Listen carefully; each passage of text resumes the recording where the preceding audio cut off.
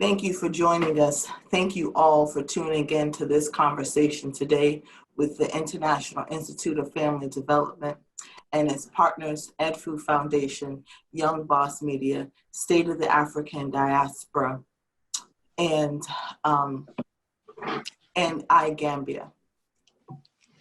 We are grateful that you all have joined in with us today to have this conversation, to be a part of this dynamic and important event that's talking about the social and economic conditions that we're facing here in the United States, especially around police brutality, and the need for Africa to reach across to the United States, to African Americans in the United States, and for us to join hands together.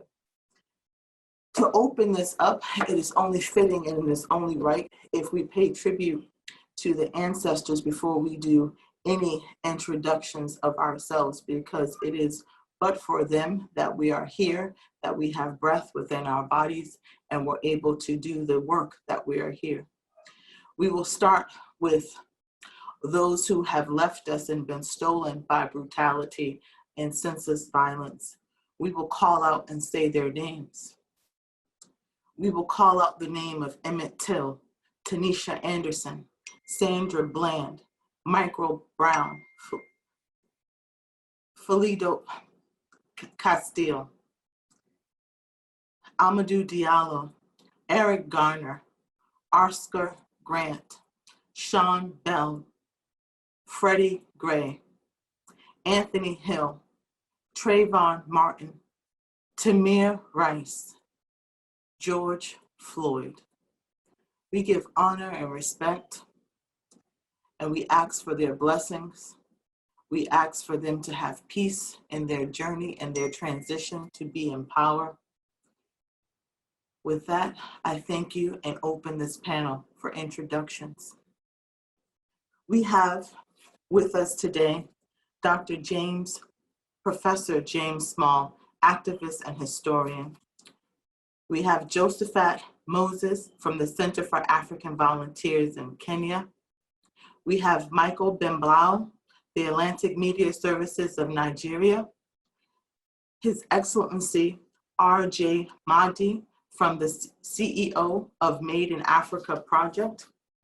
We have Her Excellency Dr. Harris Barrow, former Vice Prime Minister of the State of the African Diaspora and the Ambassador to Panama. We have Robin Shaw from Guyana, an African and a global citizen. We have Patrick Benjamin from the National Youth Coordinator, Director of Town Crier News Platform. We have Kevin Miles, founder and president of the Community First Solution, and Makwa Luthkonde, and if I mispronounced your name, as I know that I have, please forgive and restate that. From Uganda, a former statesman, a former national spokesman to the Democratic Party, and a statesman.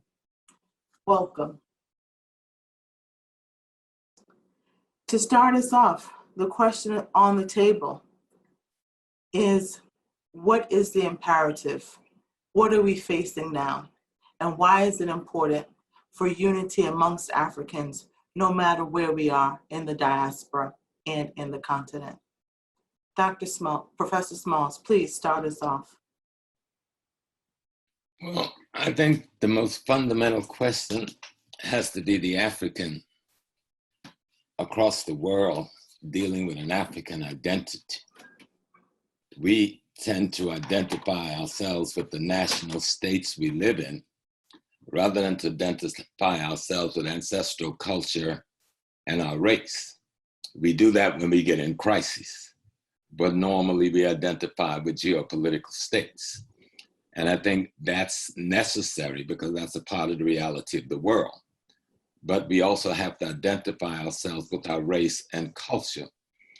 People usually say to us, oh, there's so many cultures in Africa. Yes, we're a big people. We're close to 1 billion+ people. But those are not cultures. Those are ways of expressing culture. Culture is the value system that undergirds the cultural tools of theater, dance, drama, painting. There's a communal, collective, cooperative, undergirding philosophy.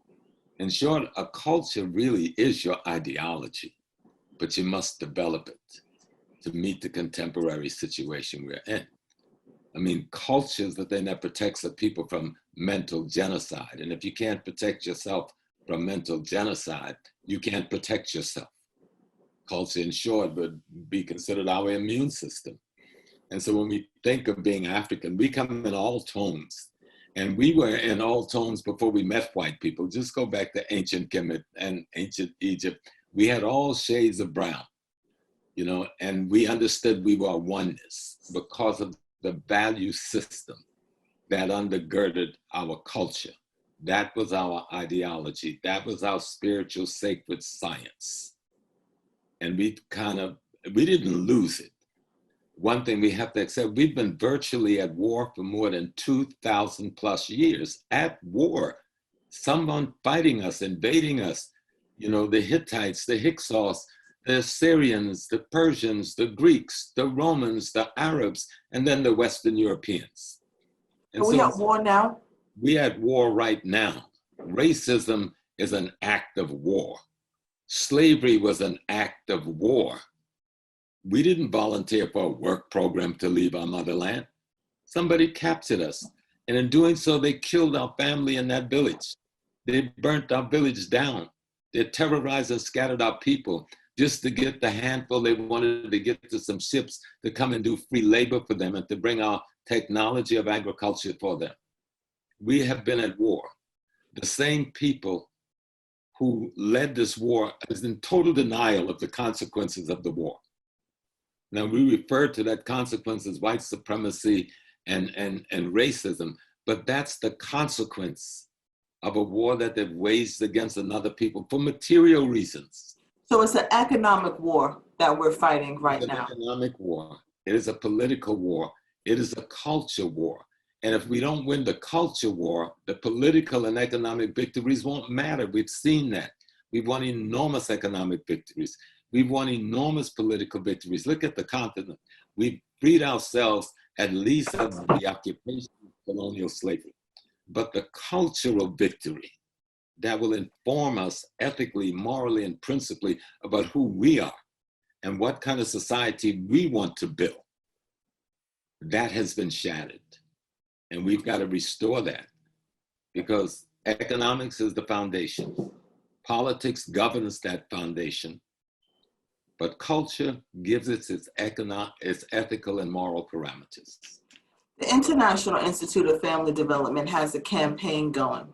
And this campaign is to create, establish, and support the development of 1 million jobs in the continent of Africa by 2030. It is an economic imperative that we see that we be able to have Africa beyond aid, to have Africa to be sovereign, to utilize products and services and goods that are made in Africa.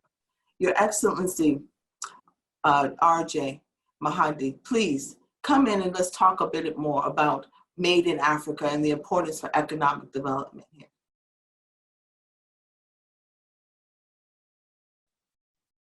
I guess I'm muted there. Thanks for having me on.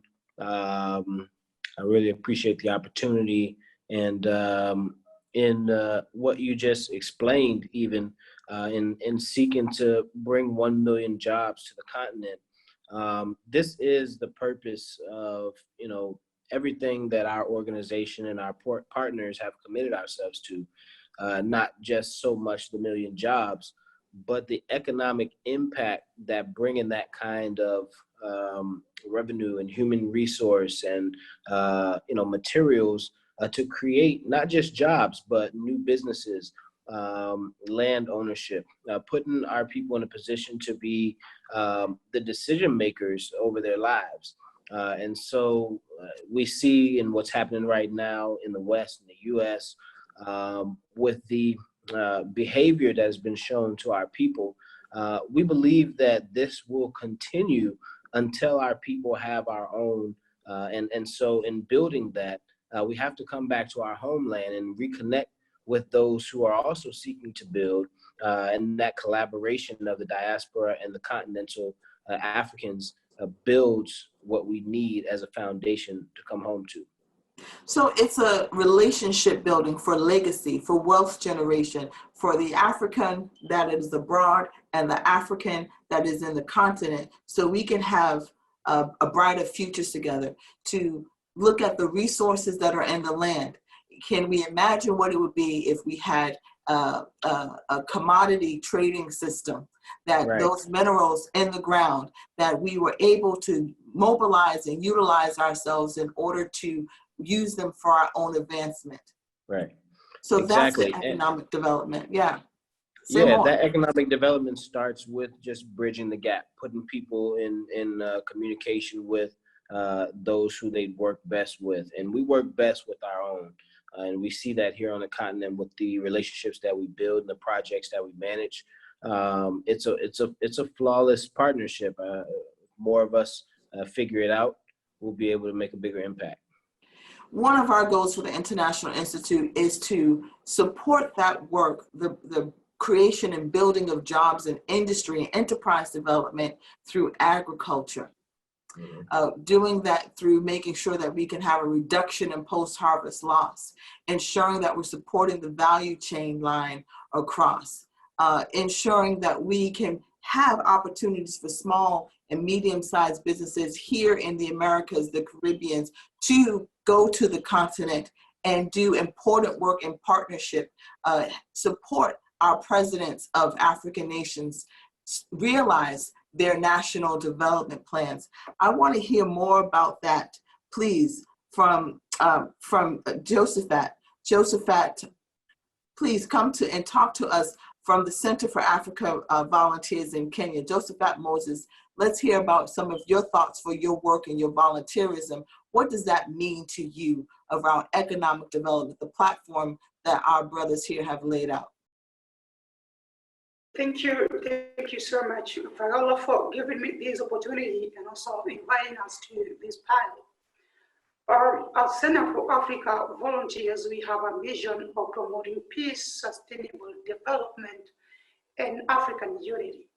Let me speak to the aspect of economic development and why did we choose to volunteer towards economic development. As zeroing down to the first question that you asked, like where are we in this season?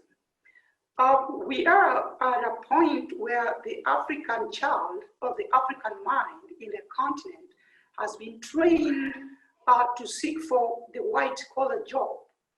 It's a belief that the white-collar job is the solution to the economic development of our people in the continent. But progressively, as time has revealed, the white-collar job is not sufficient enough to give people, their daily meals. They're not sufficient enough to end poverty in the continent. And therefore, we are volunteering to educate our people to look for other alternative means of economic development, first of themselves, and second, of their nations, and third, of the continent. Now, we volunteer to educate people on the agricultural prospects of the country. Statistically, for example, in Kenya and the rest of the African countries, we have 60% of untilled land. Africa in itself has 60% of arable land that can typically feed the world. But again, because of the brainwash that our people have been undertaken to or through, we do not value agriculture. Our people do not value agriculture completely. And now 60% of the arable land is untilled, is not cultivated, because we are looking for other solutions where the solution is not found. So we're looking outside of ourselves for the solution, and inside of ourselves, yes, inside of our resources, we do have the solutions. Exactly. And we have, mentioning again, we have the issue of the green card that was brought to Africa.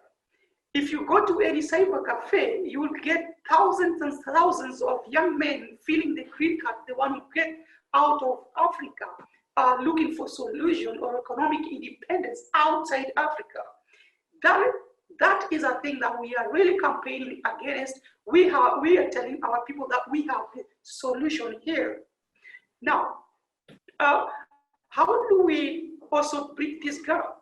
We are working, we have a program called Add Your Voice. In the program of Add Your Voice, we are reaching out to the Africans or people of the African descent in the diaspora to talk, also to contribute to educating our people in the continent to realize that the solution really is not in America, it's not in Europe. The solution is here at home. Kevin Miles, I'm interested in you coming in and being a part of this conversation. The solution is within us, and the solution is to connect. In order to make sure that we have an opportunity to sustain and support ourselves. We're here in the United States of America, you and I, Kevin. Why is this conversation with our brothers and sisters, with our distant relatives in the continent really important to the work and necessary for the advancement and upliftment of Black people in the United States in the face of the genocide, the war that Professor Smalls has laid out? Kevin, let's hear your thoughts. You know, and I was going to reference what Professor Small said in my response, because literally, the reason why we find ourselves fighting, you know, in these intractable battles against enemies and problems that we have the power to defeat, but they seem to go on forever, is because we are disconnected. All of us, wherever we find ourselves throughout the diaspora, we are a connected people, and we are suffering from the same ills as a part of the same war, regardless of where we are. Our ability to fight back and to mount an effective response that would allow us to take care of our own needs, provide for ourselves economically, and provide a better and brighter future for our people is within our means, but it is hampered by the fact that we are so separated, and we have been taught over many, many generations and hundreds of years to view ourselves as independent entities that have to fight these battles alone. We are fighting a unified enemy, and that unified enemy being white supremacy. And that white supremacist, the white supremacy issues that we are facing confront us in terms of economics in Africa, in the Caribbean, in Australia, in the United States, everywhere where we are. But if we would just unite with each other and trade with each other, which begins with communicating with each other and being educated on how we were separated in this diaspora and taking those necessary steps to forge that reconnection, we could find out that we have resources here in the United States amongst African Americans that could help to regenerate some of the economies in Africa. There are tools and skills and abilities that we have on the ground in Africa that could help to reinvigorate some of the communities that we have inside of America. We all have the tools that we need to, we are the solution that we're looking for. But all we've got to do is to understand that none of our struggles are individual struggles. None of us are actually fighting a unique battle. The battle that our brothers are fighting on the continent is the same battle that our brothers are fighting in Jamaica. That's the same battle that our brothers are fighting in Antigua. That's the same battles that our brothers are fighting all over the world. And if we could just, we as a people, could just get to the point where we can understand not only the steps that it took to disconnect us, but to reverse those steps and reconnect as a culture, we would find out that the resources, the energy, the information, the finances, all of the things that we need to become a stronger, unified Black nation we already have. We just have to put the pieces back together. We're connected. We hear that. We feel that. Your Excellency, Dr. Barrows, I want to talk to you and bring you to be a part of this conversation. When George Floyd called for his mama He was calling to me. I am a mother. I'm the mother that births both male and female into this space. As a mother, as a woman, we're all connected. I want to hear your voice and your thoughts around that, Dr. Barros.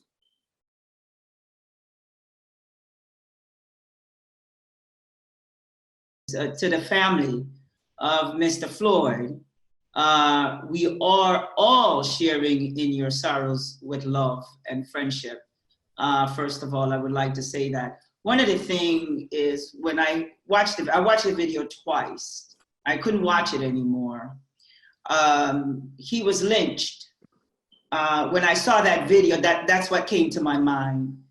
I couldn't believe. Well, I wouldn't say I couldn't believe. I just was so surprised that someone could do that in the daylight, in front of everybody, in front of everyone, and he was videotaped. So that tells me it's open season. It has always been open season.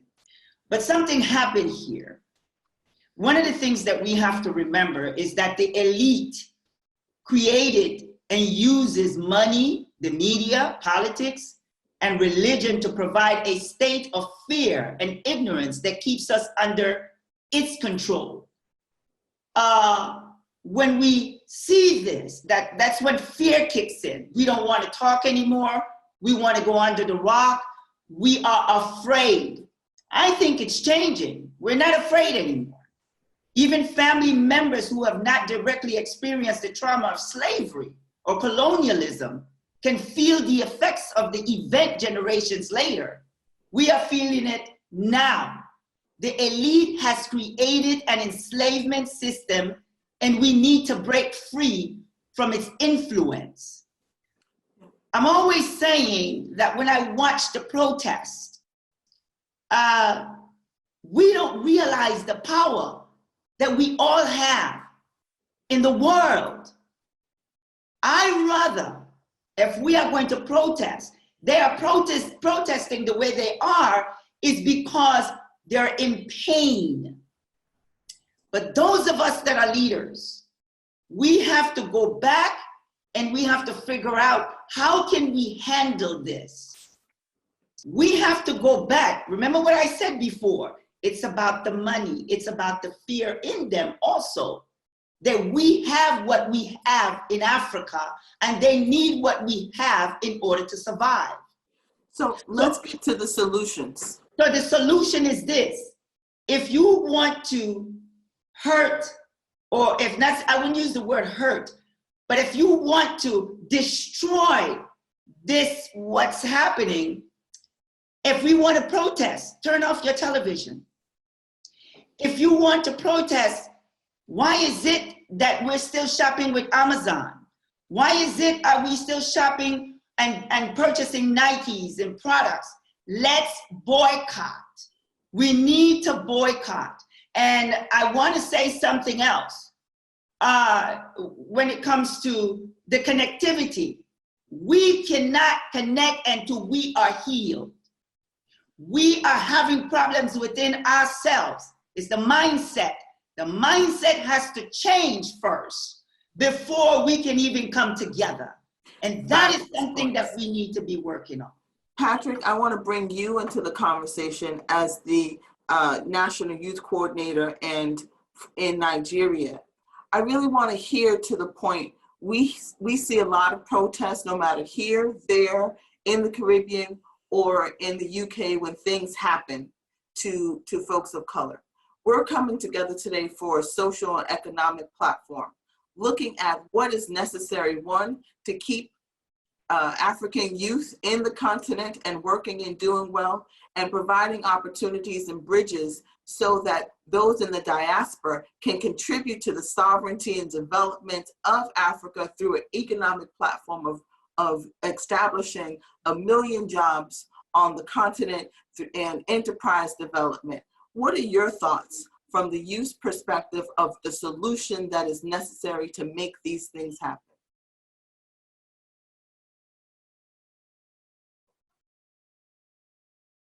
Hello? Yeah, can you hear me? Yes. Okay, thank you so much for having me here. It's a privilege to speak to the world as regards the current crisis necessitating and militating against the advancement of Africans globally. In response to your question, we need to understand the fact that the crisis going on here, I like when one of the speakers said, the problem Africans are facing in the United States is not different from the problems Africans are facing in Jamaica. So what is going on there is as well going on the continent. And the reason is very simple. Those who continuously put African under perpetual servitude and slavery have taken over the economic power of Africans. In the first place, no African will want to leave the African continent to a different continent where he or she knows that he or she will be subjected to mistreatment. No one will want to leave one's country or one's continent. But as a result of the economic backwardness as a result of the infrastructural decadence on the continent itself, has forced young Africans to travel out of the continent, hoping there they will get greener pastures. So, we need to understand. I want to understand. So, yes, the infrastructure, there's lots wrong, and there's lots wrong in the West. But when you think about those who leave the Africa to come here, I think something occurs. And I'm really interested in the panel doing that. You no longer become a Nigerian, a Ghanaian, or a Malawian. You become a Black person. And in the United States, that has a context. And that context that we're seeing is economic disadvantage. It's a system that permeates through our healthcare sector, through our education sector, and through our judicial sector, including police brutality. I'm wondering, how much better is it, or different, is it to be able to come to this country and, as Amadou Diallo, stand in your doorway and receive 41 bullets in your body, versus being within your country and having poor infrastructure, understanding that it's the leftover remnants of colonialism? I think I'd rather have my child be alive and uncomfortable than to be dead in a country that has all of its amenities. I think that's something for us to think about as we think about this connection of moving or partnering with those here in the diaspora. There's plenty of really smart people here that I believe can unite and join forces to make sure that those infrastructures that creates harm for us in the continent can be lessened, so that our lights, we don't have lights off, that we have constant and consistent electricity, that we move to solar powered consistent energy, we move to wind energy. So those are some thoughts that are running, and I'm interested in bringing you, Robin, on. Robin, let's hear some solutions and thoughts from an economic standpoint that you have. Thank you. Can you see me? Hello? Can you hear me? Yes. Okay, great. So I appreciate you actually bringing me on. I'm not an expert in economics or any of that. And I do want to give thanks to Dr. Amos Wilson for his work that he has done. Also, Dr. Smalls that's done a lot of work really throughout the years. And I've made some notes here. And again, the person that I have used as a kind of a medium to actually take me through some of what I've learned is Dr. Amos Wilson. And Dr. Amos Wilson had wrote this book here, which is a Blueprint for Black Power. And that book to me is my quote unquote Bible. And what it has is information on the whole structure that we need to implement to actually take us to the next level. Quickly, I just wanted to reference back to what you asked Patrick, which was in terms of being in Africa under the conditions of infrastructural damage that was done, and that the people are not being able to function in those countries. So some of them come to the United States to survive. And kind of like some of it also, I would go back to where there's a scene in Roots where Kunta Kinte actually was going to get free, but then his family was really locked in the system, and then he made a decision just to stay in the system here and to deal with that versus to go back to freedom. So some of that is what's going on, where people are kind of caught up in a different environment. So once they're here, once they're in that environment, they cannot leave per se because the structure has changed. So going back to what everybody has said, which is really, I find this panel to be really great, which is, and I wrote a few notes down for a few people. I may have missed some of their names. Where I think it was Kevin that talked about the unified enemy that we have. So all of this is coming into play. So going back to my quick input on this in terms of the economics, I think that we have to actually have a base for our growth forward. The blueprint for Black Power should be read by every African person because it's a blueprint.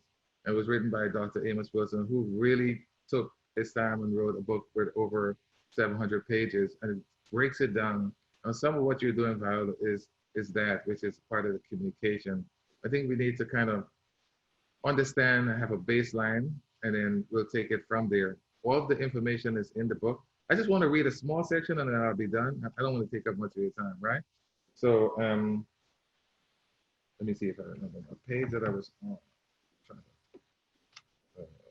See if I can remember the section quickly. Okay, so this small section that I'm reading from the book, The Blueprint for Black Power by Amos Wilson, written over 25 years probably ago. And he says, to paraphrase Jean-Jacques Rousseau, the African is born free, but he is everywhere in chains. Throughout this volume and in hundreds of volumes and papers scattered around the globe, we have chronicled the material suffering and political vacillations of Africans at home and abroad. The largest proportion of these situations brought on by hands of alien people.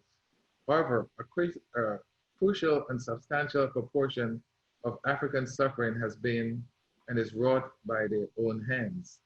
Black nationalism recognizes that the power of African people to achieve liberation and self-determination lies within their grasp. African liberation and self-determination will not and cannot be willed or given to African people by non-African people. They must be won through the self-sustained exercise of power generated by Africans themselves. And I do think that this panel is part of that. So that's my input on that. I appreciate that. I want to bring Kai and for you, please, when you do come forward, do pronounce your name in the most beautiful way that it is. As a statesman, as we're thinking about liberation, the opportunity for self-determination, this conversation we're having today is not about division. It is about unity, and it's about standing our ground economically and socially to have our humanity validated amongst ourselves as African people living in the diaspora and in the continent, but also to say, as the NAACP has put out, and I will use their hashtag we are done dying. From a political standpoint, what is necessary? What are the solutions necessary for our humanity to be dignified, understood, valued from your perspective from Uganda? Well, can you hear me? Yes. First of all, I want to thank everyone who made a statement there. I want to thank Professor for his statement about the mental slavery. He emphasized so much on culture. I think that is the point. We have to emphasize, you know, a river that forgets where it comes from dries off. So to me, the question on political undertone, you talked about what are the imperatives. First of all, you gave the names of those who perished or were racially killed in America. I want to add one person, Mr. Olango from Uganda. In September 2016, he was killed in California when the sister called the police to take him to mental health. Instead, because he's a black man, They shot him dead. He's from Uganda. So what are we talking about today? I think this is overdue. First of all, we have to do SWOT analysis on ourselves as Africans. You realize that for many years we have been in bondage. They have deconstructed our mindset to poverty mind. They ideologically changed their mindset by creating anything black, evil, anything Africa, evil. We used to invent, we used to cure, we used to do everything in Africa, but when they came with the white God, everything Africa became evil. I think it is high time we reconstruct our mindset as Africans. The most important thing is to reconstruct the mindset and then know that we can together, because we are looking at how to empower both diaspora and people at home, their socio-economic transformation. And how can this come about? Politically, I think we need to do a lot. You realize that in Africa, we have leaders who have been in power for 3 decades, like in my country, in Uganda. We have a president who has been there for 35 years. People in dire poverty. And therefore, in many African countries, I may not mention all, but I see we need to create a critical mass of democrats, not dictators, so that we can come with policies. For example, if you have critical mass of leaders of Democrats, they can pass laws, diaspora laws in Africa, whereby any person in a lost nation, those taken as slaves, those who came and lost their citizenship, should have the freedom to go to any country of their choice, free of charge, and that must be legalized. But the challenge is that we have to first clean our household back home. The biggest challenge is that we're in the bottle. We don't know we're in this together. I don't know if we have time to do both. Here in the United States, we are in a state of emergency. And though it would be nice to have a clean house when our relatives come to visit us, the situation is so dire that it might be that we might need to clean our houses together and give ourselves tasks within the house in order to make sure that it's livable for both of us. But I think that if we wait again, we will have tomorrow and next week with another demonstration, with another situation. Excuse me. What about to conclude was that we need to understand that we are one. The Africans who came through slavery do not love those who came through other means. So we are all black people. We should think that we are all together, we're in a bottle and biting ourselves. From now onwards, we should be like the natives Americans who were massacred, who went through genocide, but they thought of coming with an economic activity. Like in the US here, they have several casinos and they make millions of dollars tens of millions of dollars every month and every year.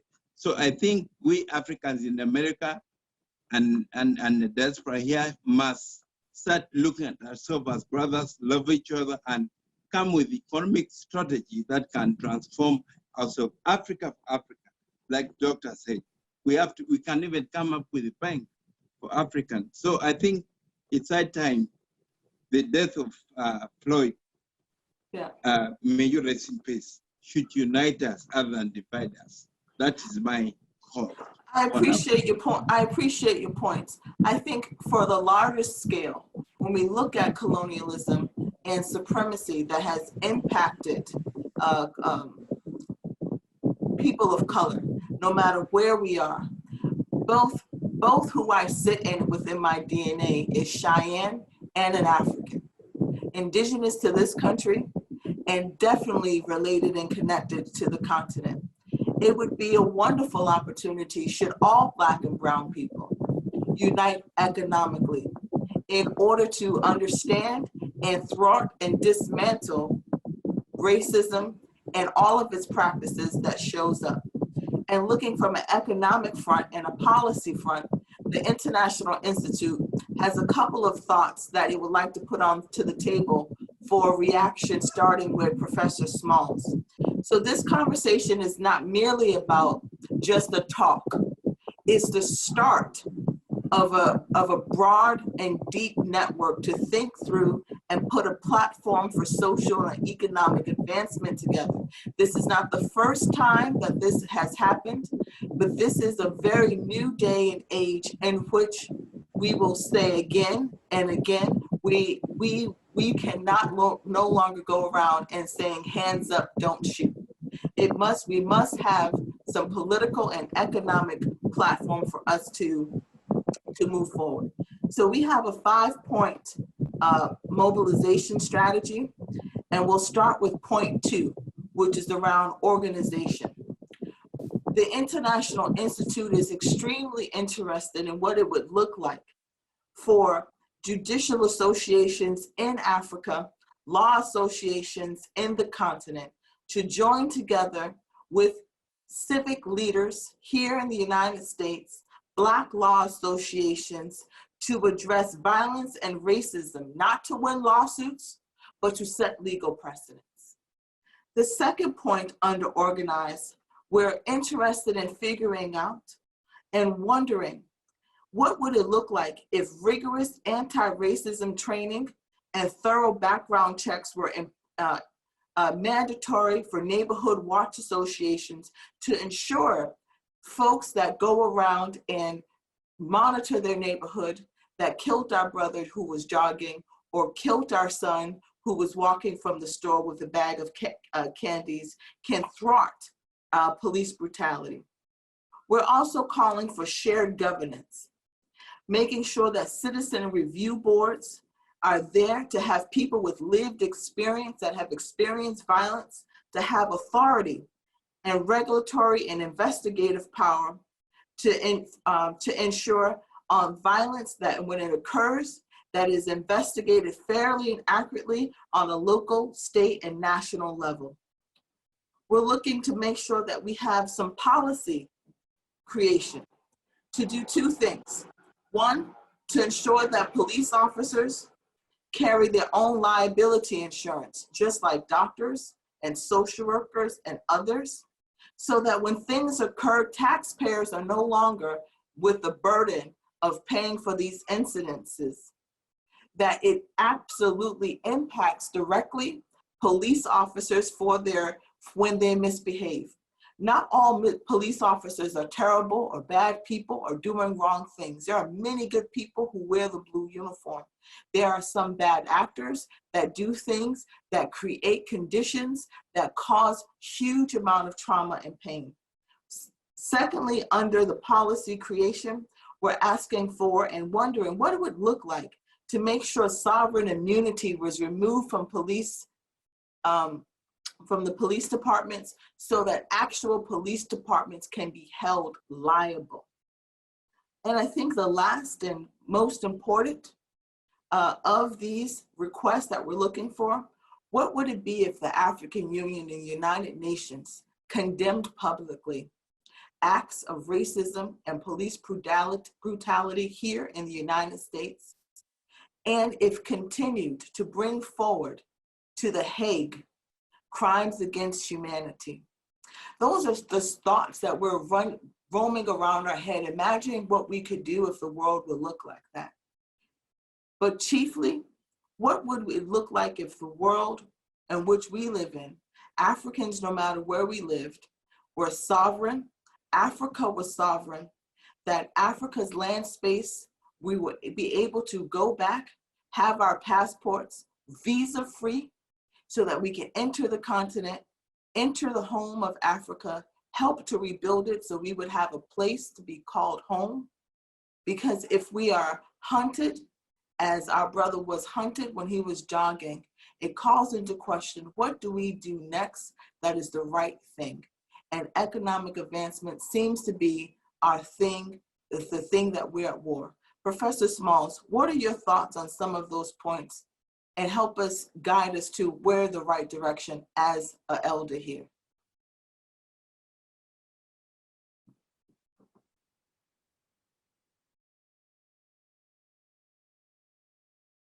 You're muted. Okay. I'm going to do a statement tonight on this issue, and you covered some of the things I wanted to cover. One, there should be civilian review boards in every municipality to review any incidents of violence. Two, there should be legislation in the local municipality to require anyone that wants to serve as a policeman in this jurisdiction must live in the jurisdiction. Your home must be in the municipality where you're working. Three, there should be a national movement to recruit, tutor, train, and prepare to pass the exams of young Black men and women. That should be a national effort. Now, the bottom line of all of this that we're talking about is, can any of us provide the necessary food, clothing, shelter, safety, and security for ourselves and our family, wherever we are in the world? That's the real question. That's the bottom line question. Then the question comes, how do we do this thing? And that means we must control the economic, politics, and culture where we live. Then how do we do that thing? We must be in charge of the land, labor, and resources where we live. How do we do that thing? It comes back to culture and identity. We need to have a common history of ourselves. The curricula in the schools in Africa and Black America, the curricula of slavery, racism, and colonialism need to be dumped into the garbage. And the curricula that's based on our ancestors' actual historical response to the historical experiences they've had should be what socializes our mind. That gives us our values, our interests, and our principles. If we were to look at those things, because no matter, we have money. African American for the last 7 years have been spending over $1 trillion+. We're not poor. We have poor people among us, but as a people, we're not poor. Our mind is poor. Our understanding of how and what makes us African is poor. What is my relationship? And no disrespect, we should never use the term people of color. We're people of color. We are an international ethno-African. The Indians refer to themselves as Indians, Chinese as Chinese, Koreans as Koreans. They don't say people of color. Even though we will assist other people of color in their struggles, we have to have an identity and a label that clearly identify that this is our agenda and we're willing to share with any other human being, fight beside you as we've always done, fight with you, all the people of color. But we have to distinctly define ourselves as an African people, period. And I think our focus on history and being informed by the experience of our ancestors' reaction to slavery, reaction to colonialism, and begin to reconstruct our spiritual institutions without feeling I've offended Christianity, or I've offended, because I was a Muslim, I was an imam. When Malcolm X was killed, I'm the guy that took over at age 21. I'm a Hajj Amin Shaheed, but I turned from that back to my indigenous way of knowing and my indigenous way of practicing. I still have comrades and friends who are Muslims, but I practice the indigenous tradition of the continent of Africa in multiple states. And we have to raise up our culture so it has integrity, because it gives you your identity. And that's the glue. We got the money, we got the skilled minds. There's very few community that's got more skilled mind than the African world community. But we don't have that glue. The culture and the African spiritual integrity or sacred science is the missing glue that will bring all of this money, technology, land together. Everything in your program, I applaud. I mean, because those are all the things I want to see. But we need a glue. And that glue is to respect, even if we don't want to be in an indigenous African religion, let's give them the same respect that the rest of the world religions got. That's respecting your ancestors. If you don't respect your ancestors, who's going to respect you? And that's the bottom line for me. Thank you so much for that. I want to give a shout out to the Exodus Alliance. The Exodus Alliance is 6 organizations, mostly people that I know, admire, and respect, that are assisting Africans in the diaspora with returning to the continent. So there are opportunities and resources. There's opportunities and resources for investment in Sana Lodge, which is in Ghana, wonderful hotel.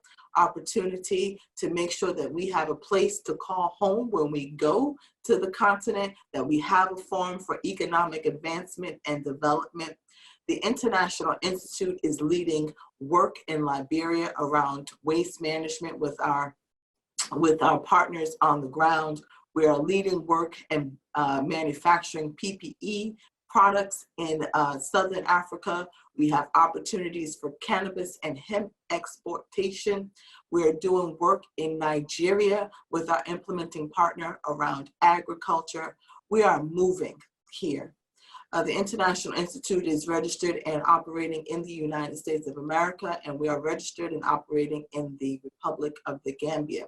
In addition, we have satellite offices available around the continent to ensure that we have the social and economic platform in partnership with all of our partners that were mentioned today to make sure that we can support our African presidents realize their national development plans, because we are the solution that we're waiting for.